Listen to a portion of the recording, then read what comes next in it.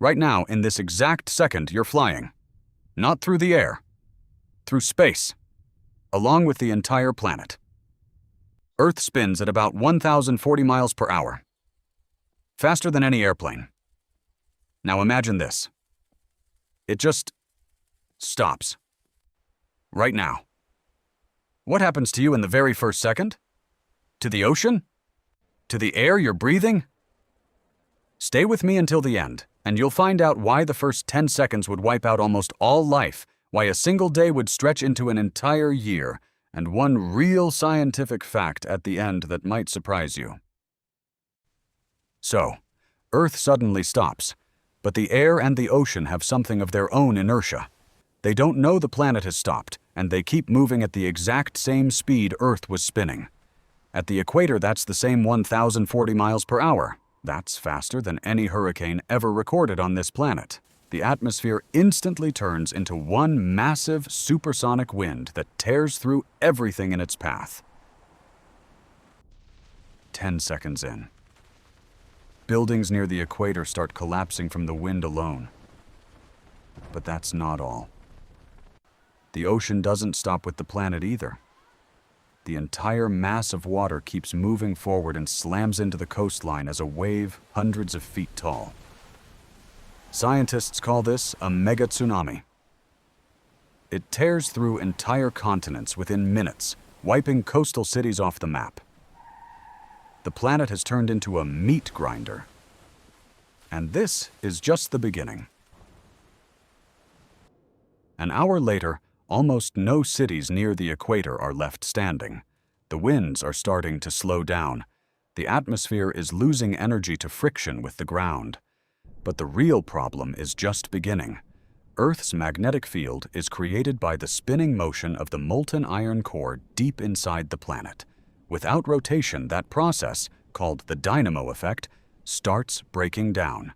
And that magnetic field is the only thing protecting us from deadly solar radiation. The first real day passes, and this is where things get strange. If Earth isn't spinning, it no longer has day and night the way we know them. One full trip around the sun now becomes the new day. That means one side of the planet stays lit for almost 6 months straight, while the other side stays in total darkness for 6 months. On the sunlit side, temperatures climb to around 250 degrees Fahrenheit. On the dark side, they drop to nearly minus 150. But here's the unexpected part. Scientists who modeled this scenario say Earth wouldn't become completely uninhabitable. Between the scorched side and the frozen side, there's a narrow strip. It's called the Terminator Zone, a band of permanent twilight a few hundred miles wide, where temperatures stay within survivable range. According to the calculations, that's theoretically where some plants and animals could still survive. A thin strip of life on the edge of hell and an ice desert. A month goes by. The winds have mostly calmed down, but the atmosphere has redistributed itself. All that air is slowly drifting toward the poles, where it's colder and denser. Near the equator, where life used to thrive, air pressure drops to almost nothing, like the air 12 miles above sea level, where no one survives without a pressure suit. The oceans shift, too. Water slowly flows toward the poles, pulled harder by gravity now that there's no centrifugal effect balancing it out. At the equator, the dry ocean floor is left exposed. A year later, the planet finally completes its first full orbit around the sun. For the side that was stuck in darkness, this is the first sunrise in 6 months. But humanity, as we know it, would almost certainly be gone by then. Agriculture, climate, water, everything civilization depended on, collapsed within the first few weeks. The only real chance for survival was that narrow twilight zone between the light and the dark. And now, the fact I promised you at the start. Earth actually is slowing down, right now, as you watch this. Because of tidal friction from the moon, each day gets about 2 milliseconds longer every 100 years.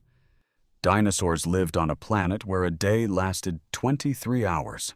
not 24. 1 hour shorter. Earth is slowing down right now.